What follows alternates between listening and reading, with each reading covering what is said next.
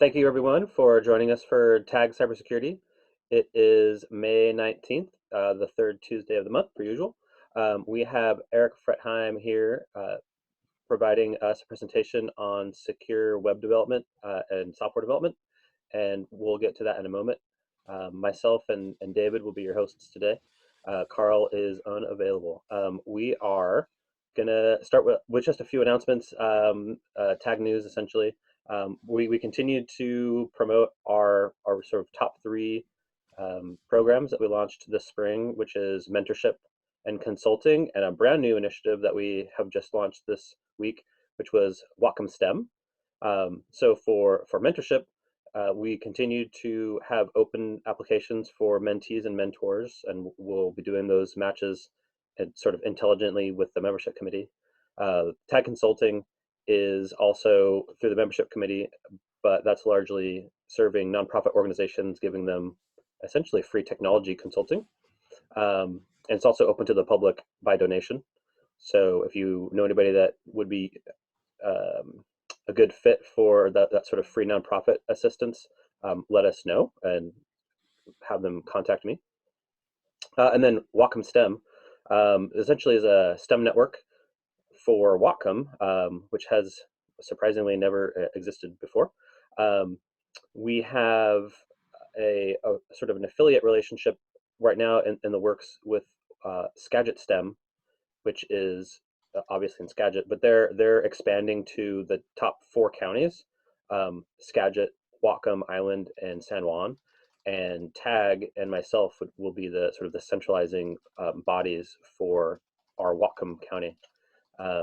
So our goal is to provide pre-K through 16 STEM network support, and what we'll largely do is just expand what we sort of normally do with TAG at the collegiate and the professional level, expand those into the sort of the elementary and junior and or middle school and high school ages, as well as layer on additional disciplines like life sciences, healthcare, finance, and things like that. So we're excited for that.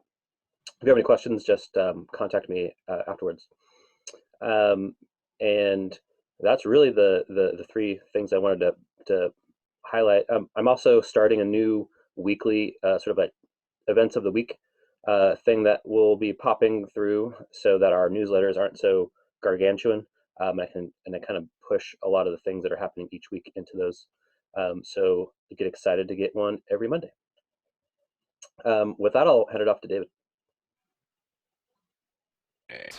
Okay, as Michael said, Carl's not here. He's swamped with work, fighting the good fight. So industry news over the last month, some select things. If you guys have pieces of industry news that you want to bring up, I encourage you to do so, to have them in your pocket. I will ask always for other news items from everybody at the end. Okay, so April 20th,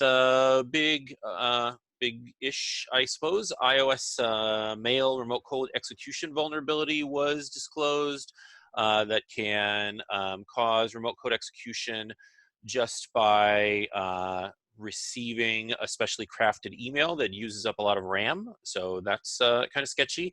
But luckily, the design of iOS has all the apps sandboxed, and so there would need to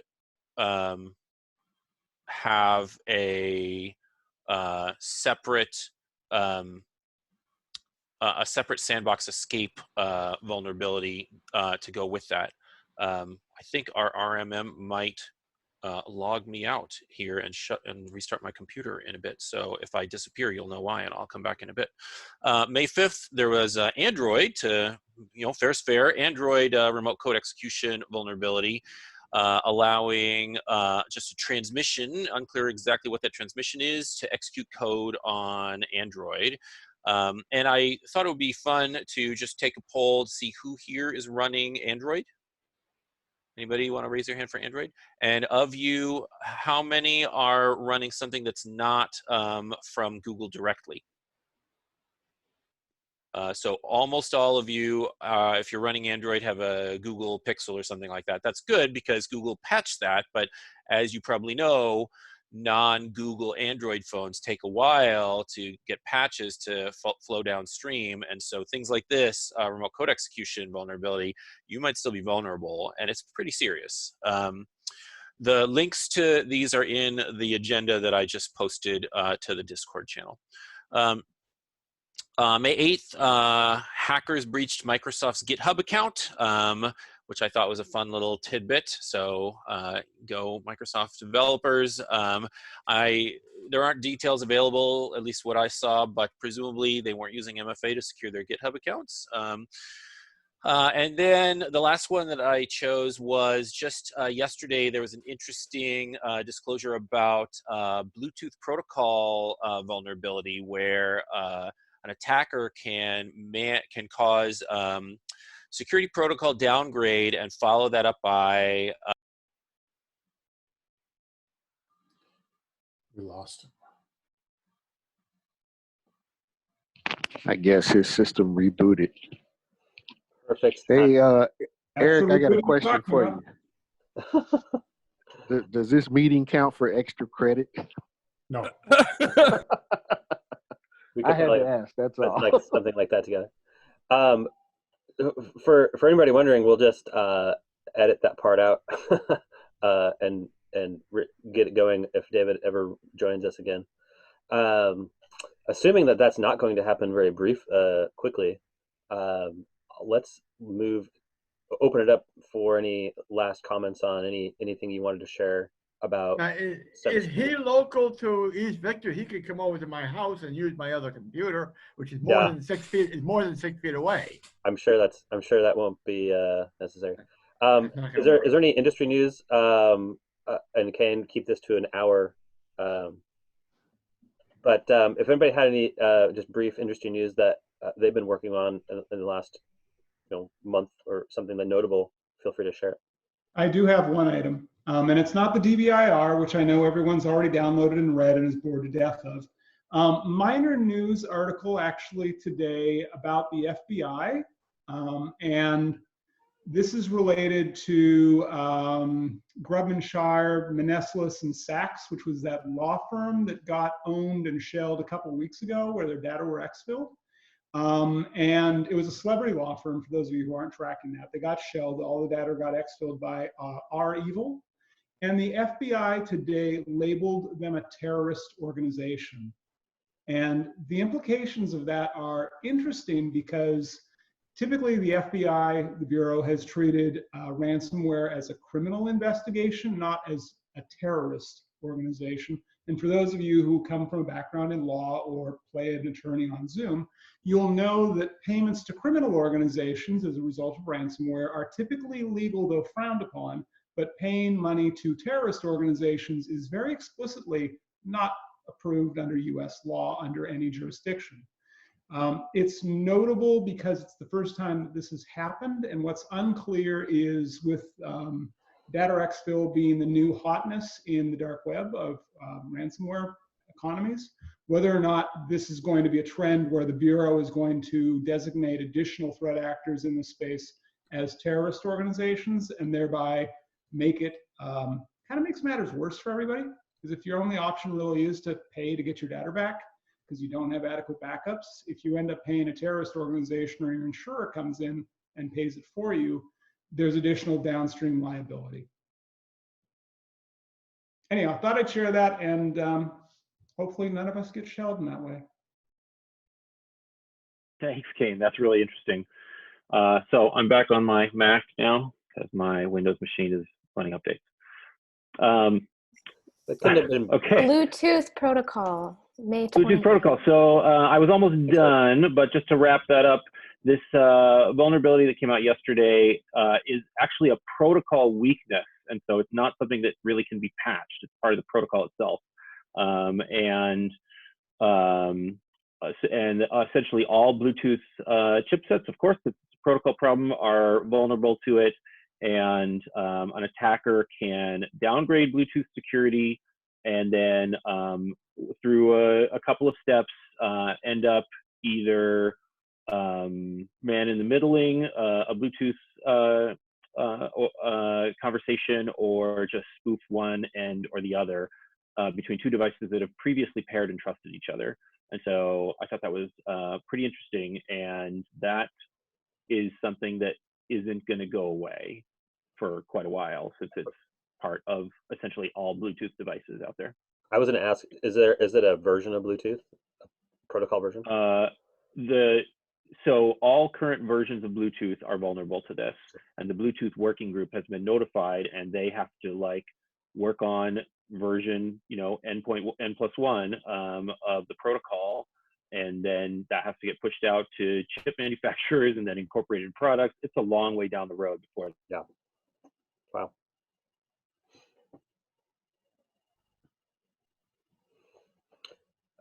Great. So, are you still there, David? I am. Can you hear me? Yeah. Okay. There was this little hiccup on my side, maybe. It's So, the floor is yours, so and then you can transition when you're ready. yeah. So that's all the announcement. Anybody have any other industry news or announcements about their organization or anything that they want to mention?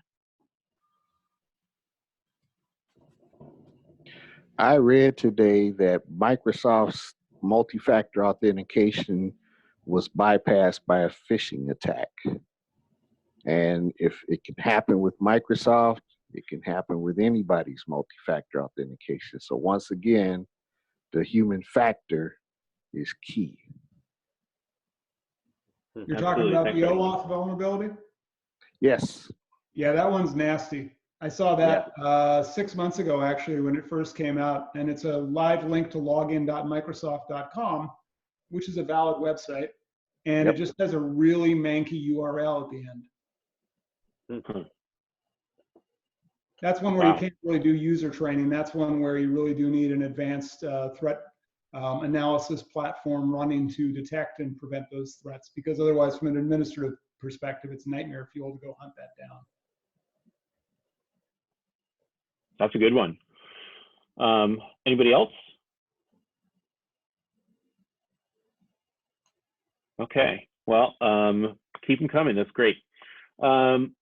Okay, so at this time, I am pleased to introduce to you Erik Fretheim, who I had the pleasure of working with as a student when I was at Western a few years back, and learned a ton of great stuff. And I am really happy that he agreed to talk to us. We had some discussions over different topics, since he has a wealth of expertise in many different areas. And I personally really like the secure software development stuff. And so that's what he's going to be talking about, and how our community of technical folks, and in particular developers, can produce software that is more secure from the get-go. So I'll turn it over to Erik. Great. Thank you, David.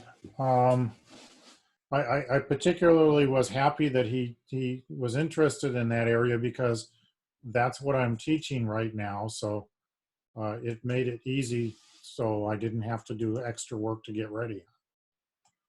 Now for my students and my, they don't get extra credit for attending tonight, but maybe they'll do better on the exam when it comes at the end of the quarter. So that's where their extra credit comes in. So we're going to be talking about secure software development. And of course, the objective of secure software development is to create great systems. And in theory, that's the objective of any software development cycle or anything, right? And in fact, I would contend that there is no such thing as a software development cycle that doesn't include security. It either includes very poor security or it includes good security, but it's always there whether or not you acknowledge that it's there. And so I think that's very important to understand and do.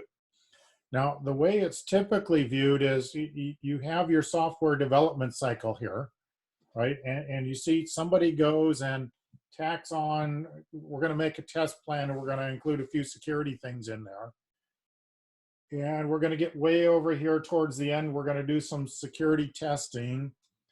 And we're going to come down, and as we get ready to deploy, we're going to get our approval to operate.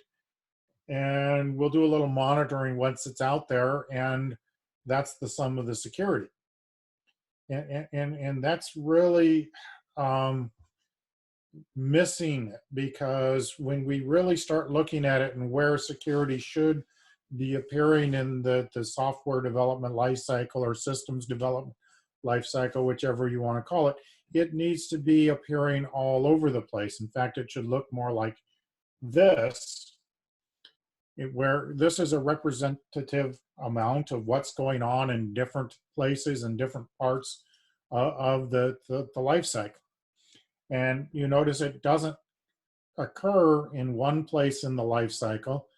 It occurs everywhere in the life cycle. As every point that you're going through it, there's numerous things related to security that appear, and you need to come in there. And there's things that go on throughout that life cycle and throughout everything else that affect it the whole way. For example, security-minded corporate culture. You can't develop secure software if you don't have a good corporate culture.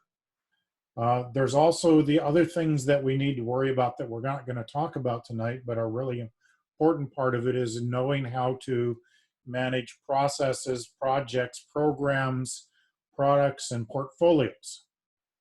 And so when you come and you take my software development class, you get marketing. Why? Because without understanding parts of marketing, you can't develop secure software. It's essential. You've got to understand where this fits in to the whole scheme of the product management and the portfolio and everything else. So, but we won't look at that tonight. But what we can do, and rather than just make this me standing, well, sitting here today out in the woods talking, I'm going to let you guys choose which of these areas we're going to go and explore it. So any one of these, if anybody's got an area in particular that they want to look at, we can go look at those. And so somebody want to choose a first one?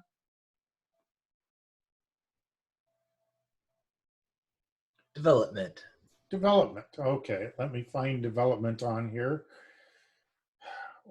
Oh, well, development. What are we going to do in development? One of the things we're going to do there is secure coding practices, but I don't have anything there. So we got to go with one of these underlined ones.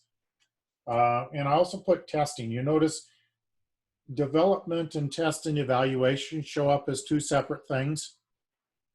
That's just a teaching tool. Reality is those two are very tightly integrated, coupled, and should be together.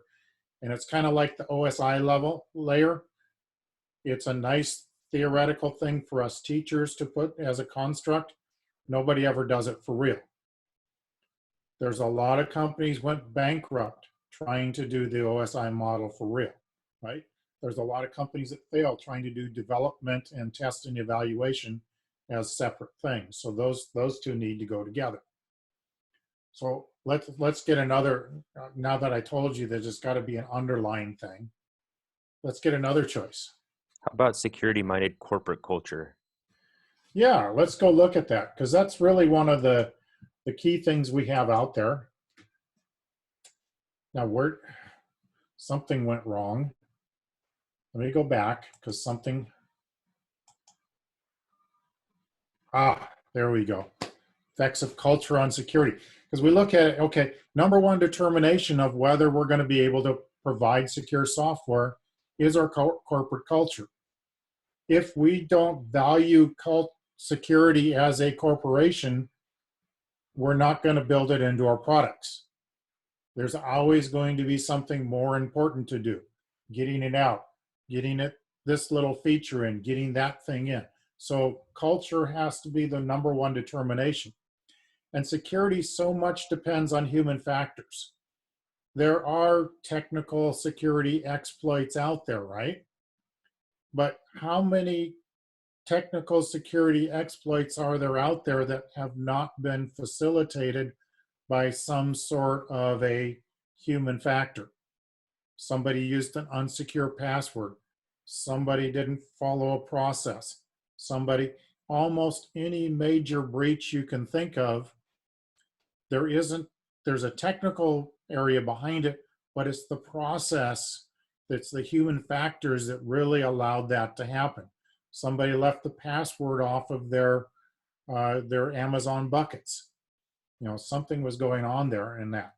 So we've got to build that, and we've got to build it throughout the corporation. We can't also just say, we're going to be a secure corporation and you guys are all going to do it and it's going to, right? Because we try and dictate security, you know, you will, no, that's not going to work, right?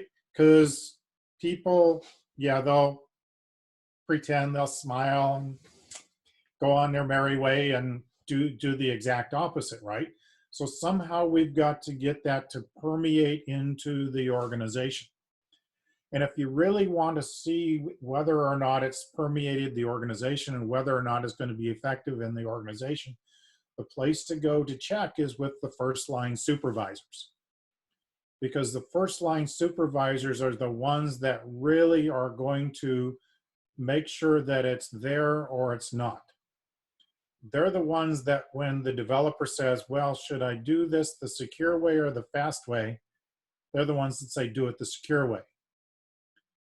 When the managers come down or the executives come down and say, we want this to be a secure company and we want things to be done right, they're the ones that tell their direct employees, yeah, they speak nicely, but yeah, just get your work done, right? So if we can get those first line supervisors on board with the security, we're going to be effective. If we don't, we're not. So we've got to really look at that and figure out what's going on there and how we're going to get them on board with that. So here's a few things that are going to tell us whether or not we actually have a secure culture. And if we can find these things in our organization, we're going to have a secure culture. If we can't find these, more than likely we have issues out there, right? And so one of the things, you know, we look at, like the top of the second column, security is widely discussed and shared with customers. How many of you have ever been in a discussion with a vendor where they're talking to you about the security of their products, right? Then you start to feel that, yes, they care. Usually they're talking to you about all the great features they have.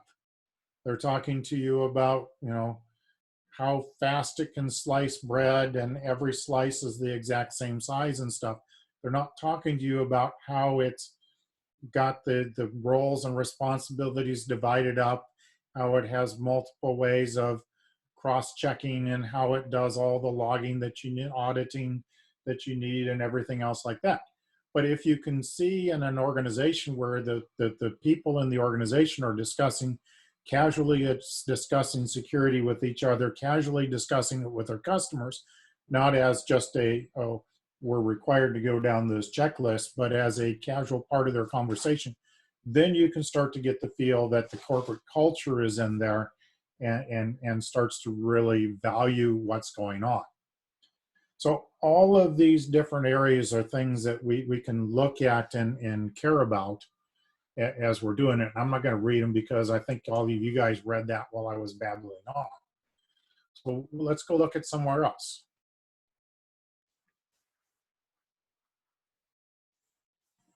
How about secure development environment? There's a good one. Yep. We use all kinds of tools as we're out there developing, right? So imagine having a compiler that every time you compile code, compiles a backdoor into it. Wouldn't that be a nightmare scenario?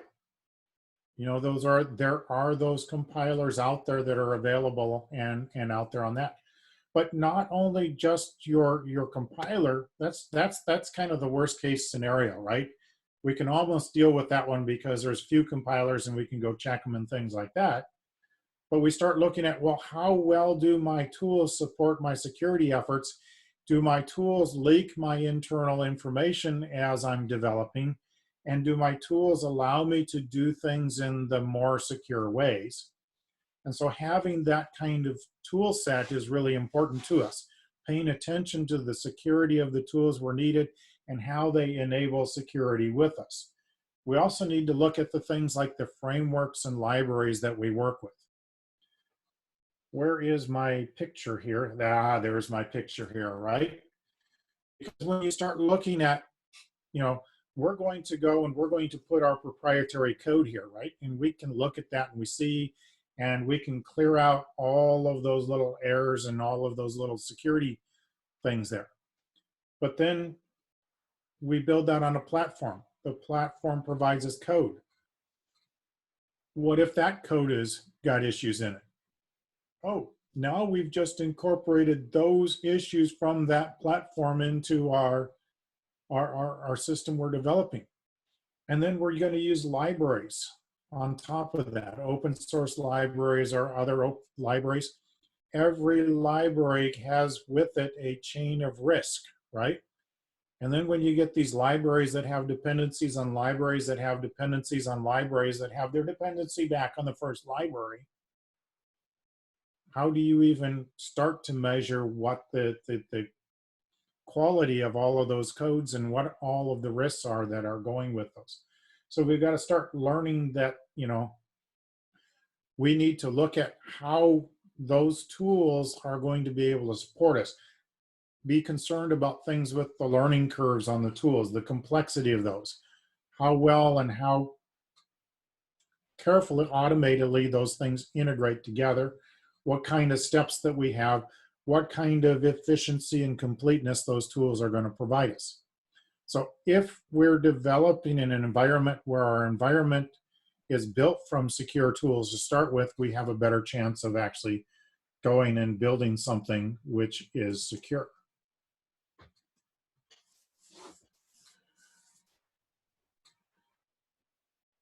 Anybody quickly? I get to choose Threat then. modeling. Huh? Threat modeling. Hey, hey, great minds think alike. That was the one I was going to choose, right? And so threat modeling is really important for us in trying to understand the vulnerabilities and the protections that we need to build into our systems.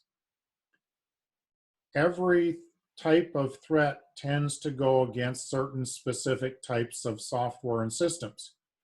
And if we're a company that builds financial services systems, for example, we're going to have a set of threats that are going to go after us. If we're a company that builds educational tools, we'll have a different set of threats that go after us. And so what we want to do is we want to start building by looking at all the different kinds of classes of threats that are out there and which are those classes that apply to us. And then within those classes, we're going to go out there and we're going to look for the bad actors. And so when I did a search on the internet, I wanted to find bad actors, and I came up with this from IMDb. This is a really, really, really bad actors, right? So I had to get that in there. But you know, the idea is that if we can go and identify those actors that are attacking our categories of systems and things, then we know a couple of different things. One, we can keep an eye on them and the kind of activities that they're doing, but we can also learn the kinds of attacks and the kinds of methods that they use in order to attack the kinds of systems that we're building. And then we can focus our effort on building those systems to make those kinds of actors more discouraged. And so we can have a better shot of doing it. And so the other thing then that we can do is we look at our system and say, we know these kinds of actors that go after our industry, go after these kinds of vulnerabilities. Do we have those kinds of vulnerabilities in our system? And we'll know that from our vulnerability matrix, which we made in the last one, which we didn't select yet.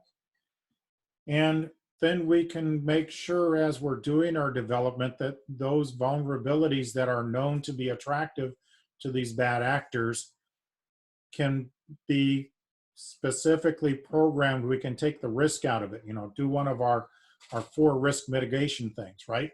We can avoid it. In other words, don't do the thing that's risky. We can mitigate it, make sure that we minimize whatever risk there is. We can transfer it. That is, we give it to somebody else's problem, either insurance or outsourcing or something like that.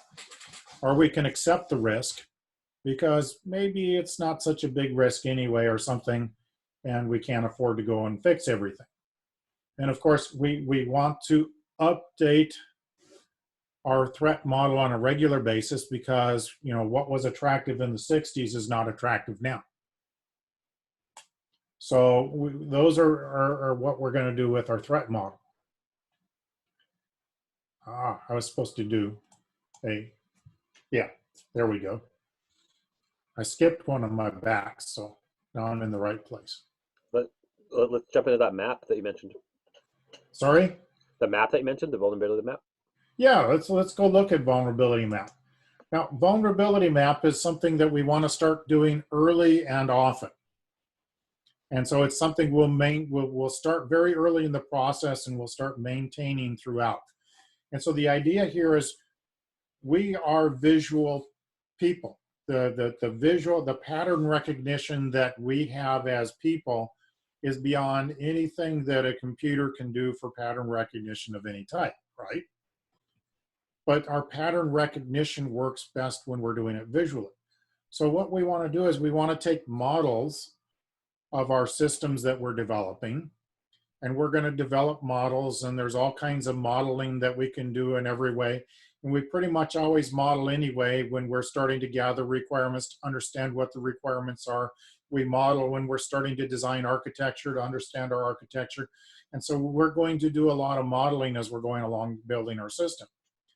But what we're going to do is we're going to take these models then and we're going to go look at these models and identify those areas in the model where we recognize that there are going to be vulnerabilities.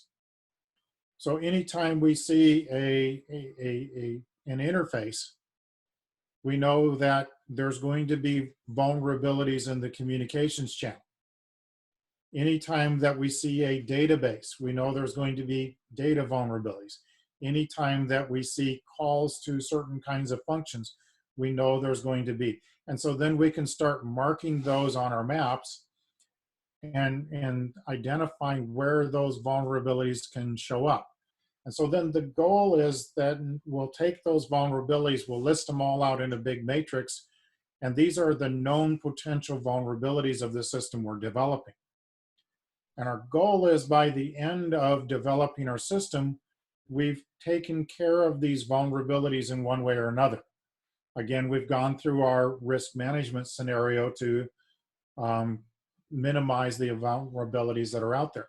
And because we recognize that there's the potential for these vulnerabilities developing, as we do our development, we can look and say, well, I could go and I could write this that way, but there's this potential vulnerability that's there if I don't do that. I could go write it the other way. Oh, that potential vulnerability isn't there. And so I can adjust my development as I'm going by knowing where the pitfalls and traps are. You know, it's kind of like if you're out there playing Dungeons and Dragons, right? And you know where all the monsters are hiding, and you know where the treasure can be, and so you can map out your route so that you're going to avoid all the monsters and get to all the different places where the treasure is going to be. And you've done that because you've gone through ahead of time and you've identified the potential vulnerabilities. Has anybody identified the potential vulnerability in this slide?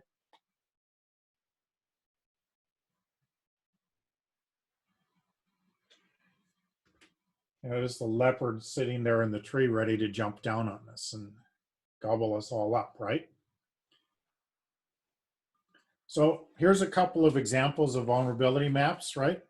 these are just different models that were made of systems in order to try and work out how they go together and how they build.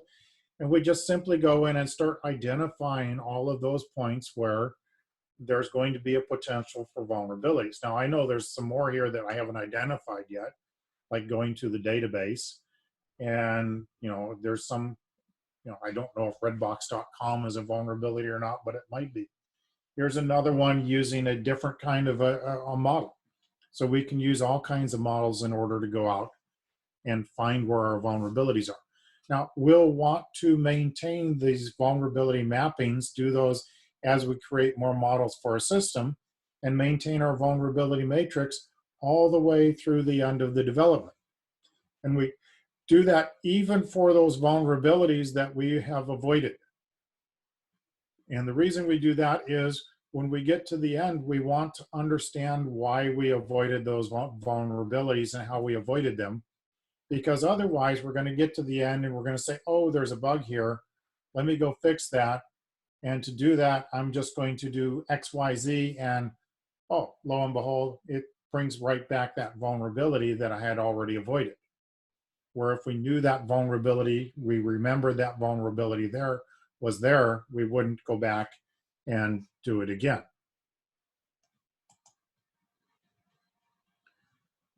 Any other favorites here? Security testing. Security testing. See, that's everybody's favorite, right?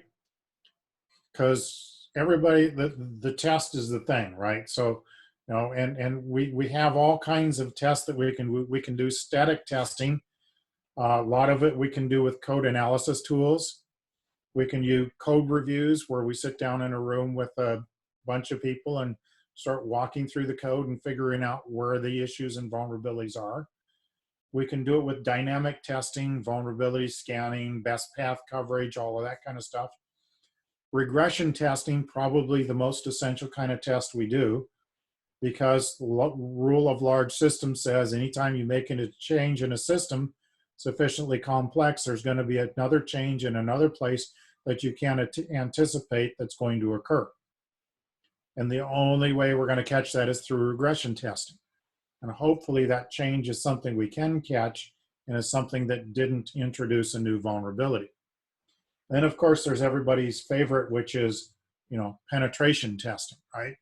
And so we're going to all, it's like when we start with a class of new incoming students, they're all going to be penetration testers. I don't know, I think there's one of our students has become a penetration tester after they graduate. So yeah, but there's a lot more to the world than that. So yeah, see, I gave a short little thing for testing because, we all know to do testing, but the rest of the stuff is what we forget.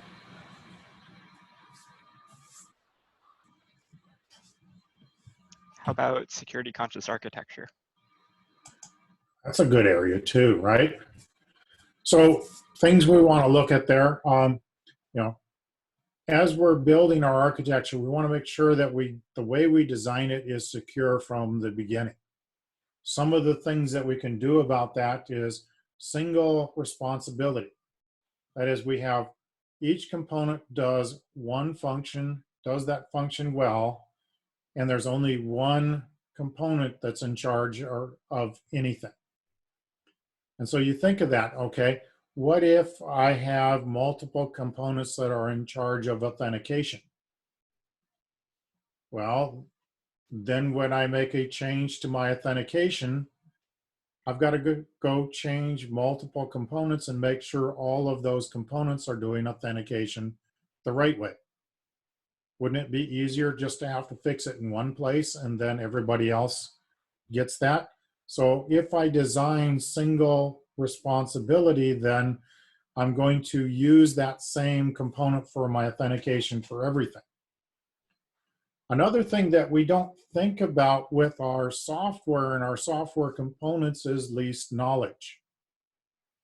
We think about that with our employees, right? We talk about that principle of least knowledge all the time, where we make sure that we're not giving the secrets to the people that don't need the secrets and everything else like that. Well, we need to do the same with our software, because if we're giving our software knowledge on things and data that they don't need, that's giving that knowledge to users of that component. And so that's a way of leaking out some of that knowledge and things that we need to do. But it's also, even if we don't leak it out to the users, it's putting it out there where it's vulnerable for some other thing. If that component gets compromised, we've lost more than the isolated amount of data that we want that component to be accessing. And so things start spreading and getting out there. It's kind of like the what's that department that has all of our security clearance in their security clearance system? They had the system that knew everything about every part of all the security clearances. So when it got hacked, the hackers found everything, even though all of that was not needed at once, which is probably why they had, you know, our Social Security to file my unemployment or something like that. Who knows? So at least knowledge. Loose coupling, right? Kind of like single responsibility, where if we couple the components loosely, problems in one component don't lead to problems in another. Things that escape from one component don't lead to another thing in there. We can build to change. We know we're going to need to change. If we design to be able to change, our changes are going to be more secure, because our changes are not going to be, you know, Rube Goldberg devices that get plugged onto a component in order to make it actually work the way it's supposed to function. And so we're going to have a lot less issues with that kind of thing. Protect our information by default. We know that one. Reduce our attack surfaces. It's like building a castle, right? You put a moat around it, so the only place they can attack is across the drawbridge. And sure, you put a few defenses on the walls, but you focus most of your defenses on that gate in front of the drawbridge, because that's the surface where you've got the greatest likelihood and you know they're going to go and attack. And we do the same thing in our software of we expose the least amount of software possible through limiting the interfaces, securing those interfaces, and not putting things out there on the internet that we don't need to do. And then, of course, we always want to have resilience and robustness with things like failing gracefully, restarting securely, and redundancy, right? So if something fails, there's something redundant to pick it up and keep it secure. How many of those things said cybersecurity in them? Maybe restart securely, but yet they're all key to cybersecurity, right? They're also all really good software practices. Looks like on our schedule here,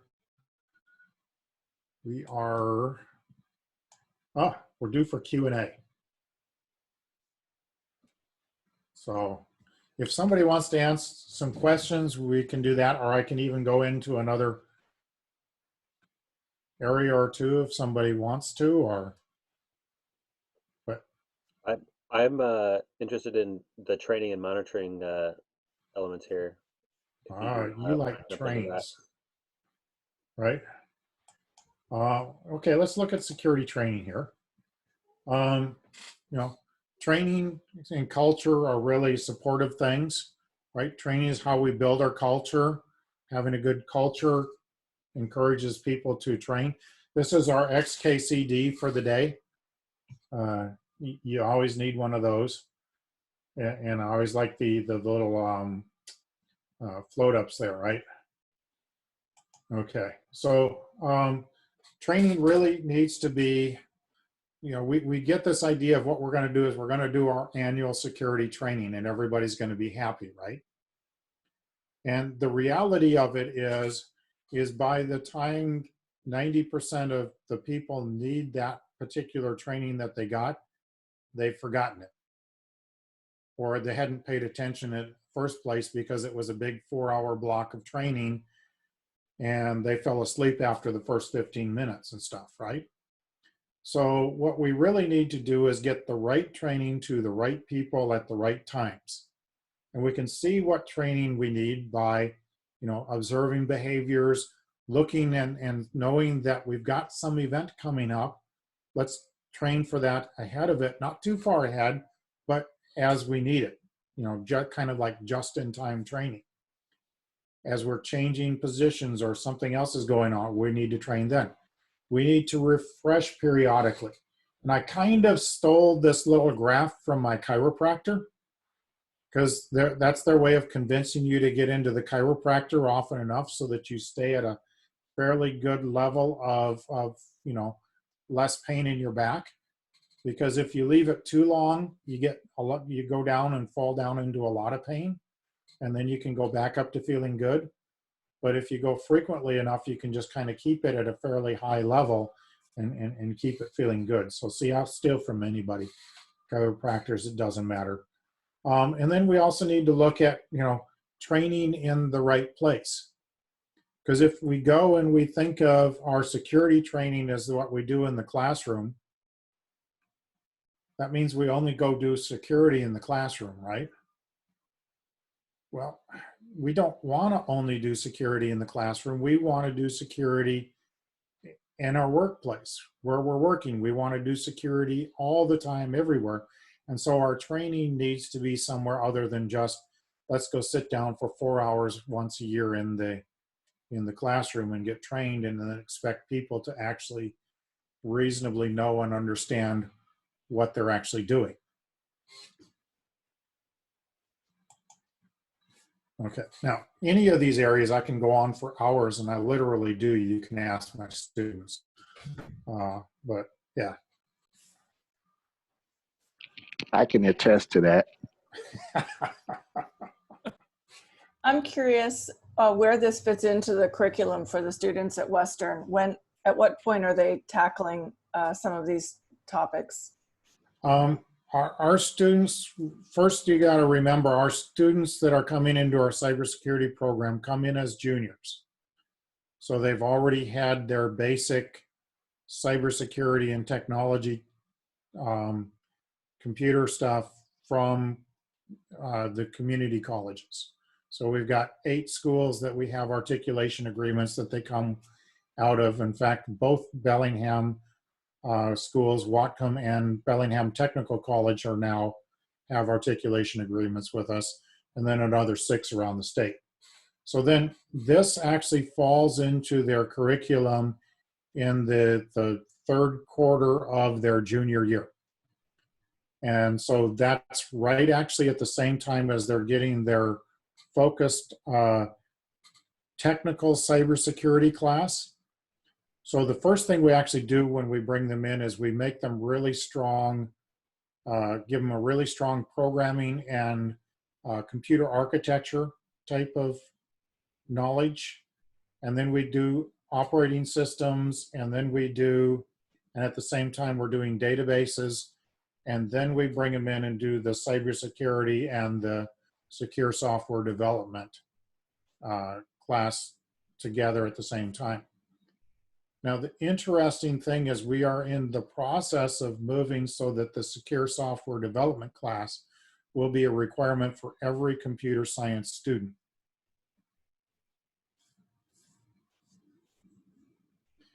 Well, and then senior year, they get to have lots of fun by doing, some of the other more advanced classes, electives, senior project, and stuff like that. Thank you.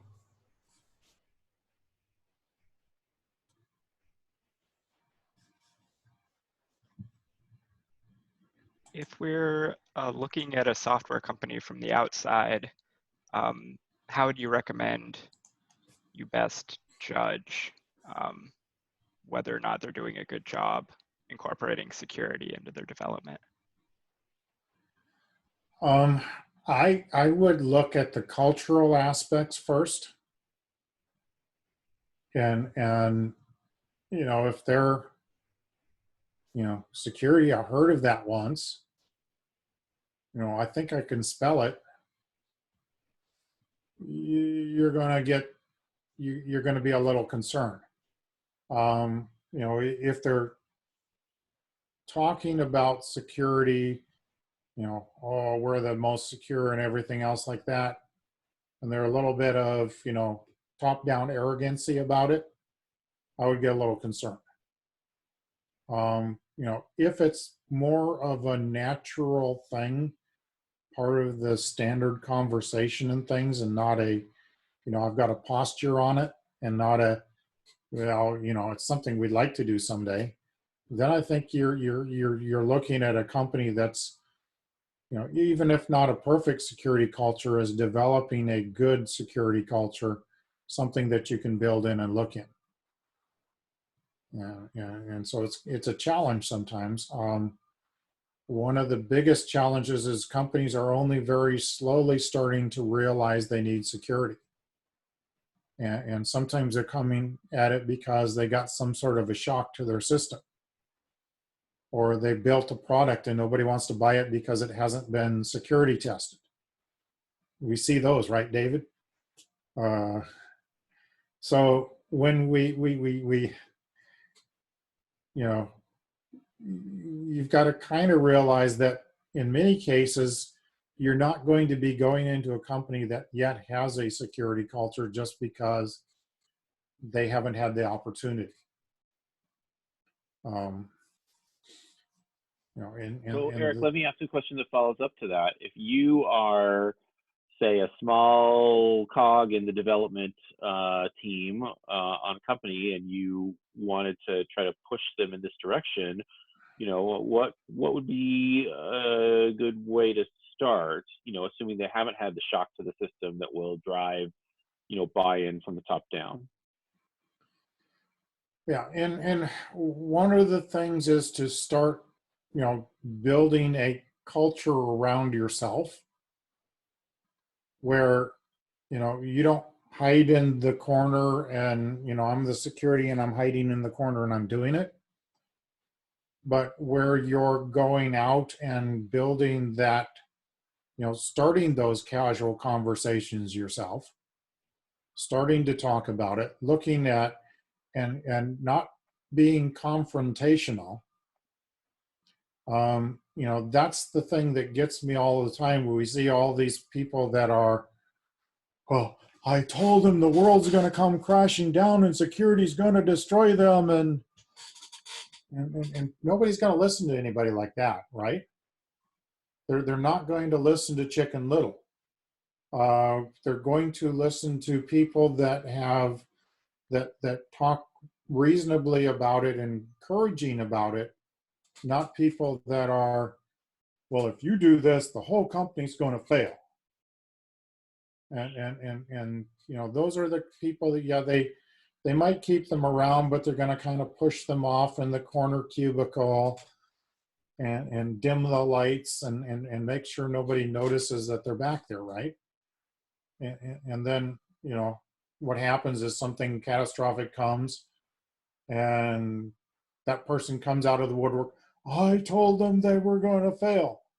Well, yeah, why didn't you do anything about it? Well, I told them. You didn't do anything. Well, I told them, right? And we end up with all kinds of recriminations, and that could have been avoided in the first place if we just started carefully and quietly developing, amicably developing, non-confrontationally developing a conversations about security.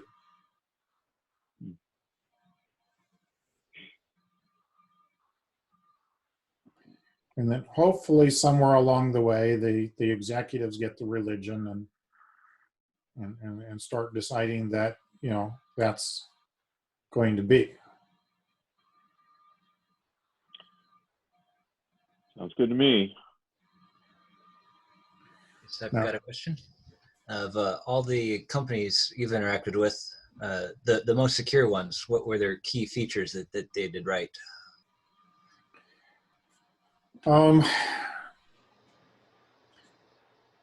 Really having security throughout the whole process, not being a thing that it was tacked on to. So sitting right down from the beginning of the design, thinking out security, including that as a part of everything that they were thinking about. We you know, in some ways was nice back in the old days when the security people were not the security people. They were the people of the team that had the lead for security. Because there wasn't a, you know, the security people are going to get me on this. It was just, you know, we need to think securely and we're building and doing this. And so in a lot of ways, that was really nice back in those days because it was just one of the many things that you built and designed and developed around. And it wasn't done as a confrontational thing. The challenge, of course, was you were kind of dependent on having somebody that was a security person being there as a part of that without being only the security person. And so that was very hard and somewhat scarce to do. So, you know, but, you know, that's evolving, you know, times are different, things change.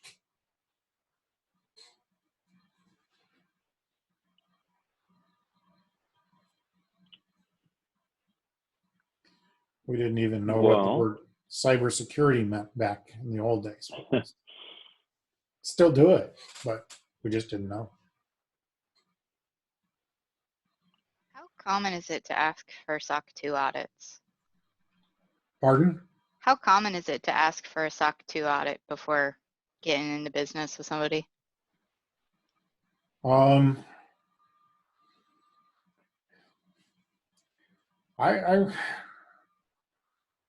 I have rarely seen it done. I would suppose now, I have not worked in industry in the last, geez, it's 9 years now, right? So I would imagine it's getting more and more common. Before then, never saw, rarely, well, no, I won't say never, but rarely saw that kind of request. But I think it's becoming more and more so. May I contribute an answer?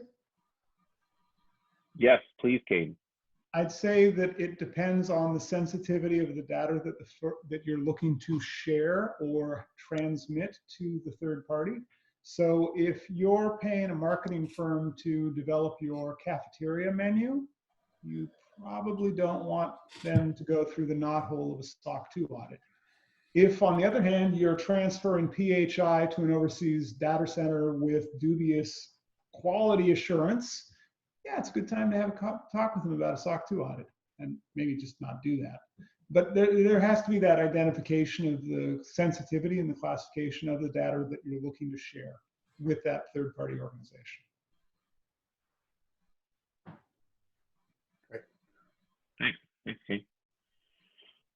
Anybody else have other questions for Erik? So usually what we do at this time is have some time for people to kind of chit chat, involve Erik, or just talk to each other about stuff.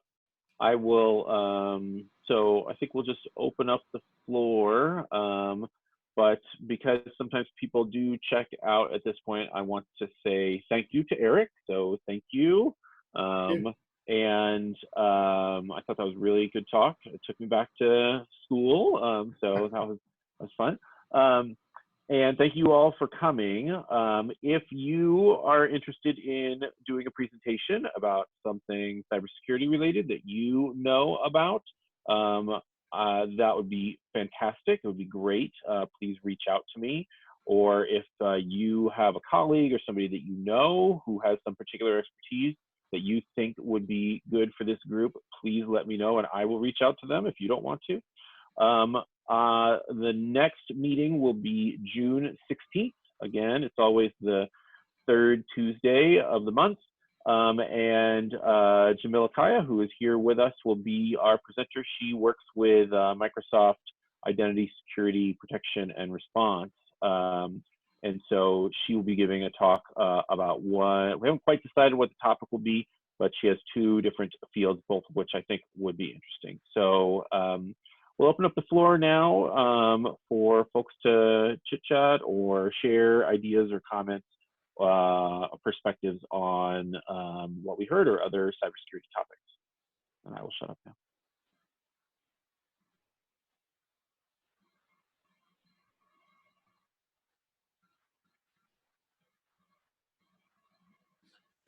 So let me ask, other than Kane, has anybody done any threat mapping? Does my homework last year count?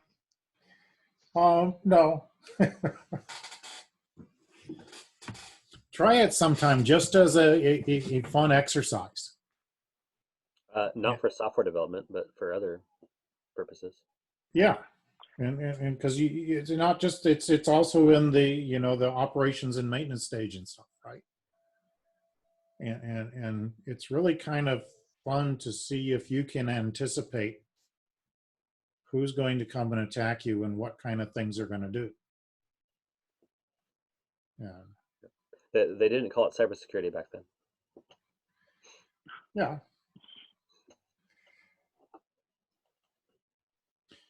What's it? When I was in the Army, we would do the same things. We would assess, what are the threats and model them. Although at the time it was the Soviet Army.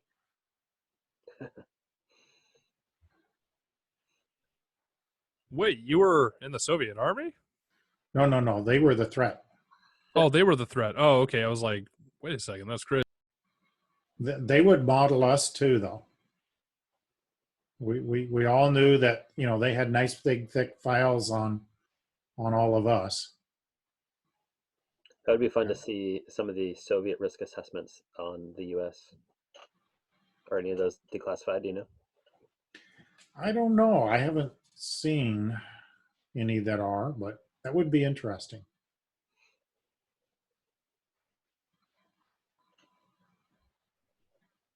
Then compare that file with the one your own government has and see which one knew more.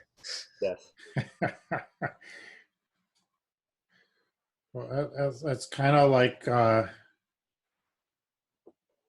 there was something, the government lost something. It's mine. And we were all like, well, just go to China. They've got copies of our files, so they'll be able to fill it in. Yeah.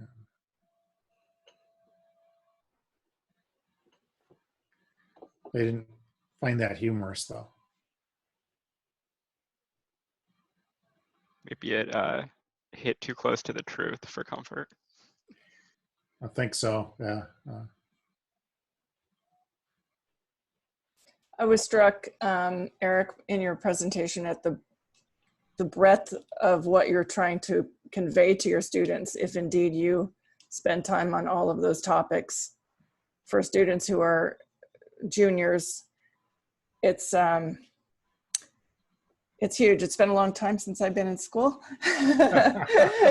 And I studied software development back in the day, only they didn't even call it that. But it's so much material. My hat's off to you for what you're trying to convey and provide to the students today so that they can be successful in this realm. My goal is that when they get in there, they have enough of an understanding of what's going on, they can actually figure it out and go for it. They won't know everything. They won't know the details of how, they'll at least have heard of threat modeling and have an idea of what it needs. We can't teach them everything, unfortunately. They only give us 2 years. And there's a lot we would like to add to that, but there's a limit. And there's also a limit to how much, how many little things we can put in their heads. We're going to grow get a student head grower so that we can shove more information into there, I think, someday. You mentioned that one of your students has become a penetration tester. I'm sure that you referenced that in your classes and whatnot. What's the usual reaction to the students by the students when you sort of share that low percentage career path? You know, I don't think I've ever shared that with the students. From my understanding, Eric, most penetration testers come from the black hatting community. Is that true? Well, they would be white hats at that point, wouldn't they? Well, yeah, they switch over from a black hat to a white hat. From my understanding, oh, go ahead. There's a number of them that do, but I don't think the majority of them are ones that do. There's also a large number of them that come out of certain TLAs that end up in the commercial world doing it. You know, 3-letter agencies. And so we see an awful lot of those around. I'll chime in. Our speaker, a colleague of mine at NPI, has been involved in red team activities, including some kinds of penetration testing. And I tried to get him for June, but I think I'm going to get him for July. So hopefully we'll hear from somebody who has experience in that realm soon. Now, a good penetration tester is born that way. It's just because of the mindset and the ways of looking at things and stuff. Well, let's say an excellent penetration tester is. You can get good with practice, but you can't get excellent unless you're born that way, I think. It's kind of like a virtuoso violinist, right? You got to be born with the music in you. Yeah. So TLA conversions and arrangements. I can say from my anecdotal evidence of one, we used to have a IT consultant for my parent company, and he did red team competitions on the side as a hobby, and eventually that grew to a company hired him away, and so we lost him to penetration testing. As far as I know, he wasn't black hat before that, so he was our security IT consultant, and now he's red team.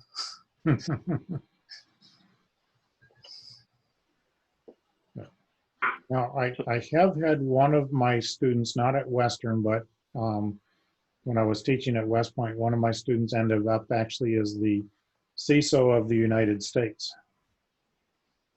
So that's pretty cool. Something I found interesting is a lot of the stuff that you're talking about was kind of a major theme of the Black Hat talks last year. So a lot of the good stuff in there. Yeah.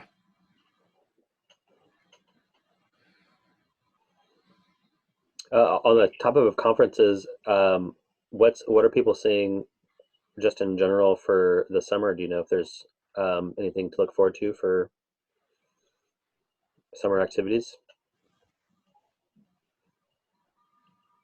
It looks like Black Hat and DEF CON are both going virtual, so see how that goes. But beyond that, everything canceled. Right.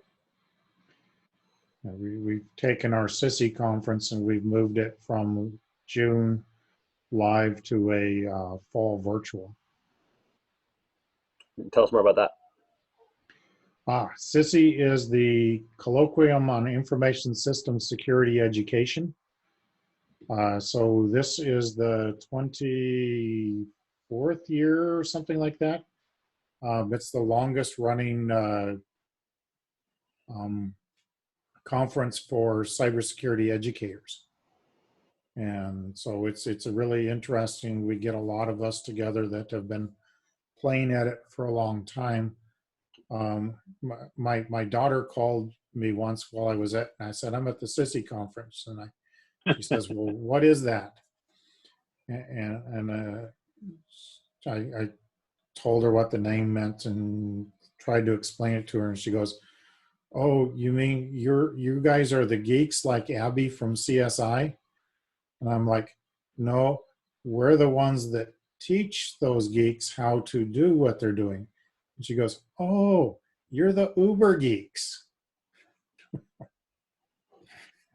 It's a badge of honor. So yeah, that's kind of the way it's easiest to explain now.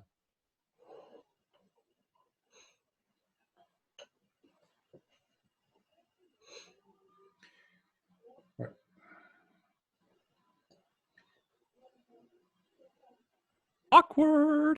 Yeah. So thanks everyone. I think we'll wrap it. And thanks again, Erik, for the presentation, and everyone for participating and hanging out. And like David mentioned, we'll line up the next month shortly, and those will all be announced basically the first of the month with our monthly newsletter. And then again, like I mentioned, I'll do a weekly events of the week to remind everyone to log into their Zoom for this activity. Any parting words, David, or anyone else? Thank you all for coming, as usual. Hopefully we'll have another great talk next month. All right. Thanks a lot. Thanks, everyone. Great. Thanks, everybody. Thanks so much for this. Thank you.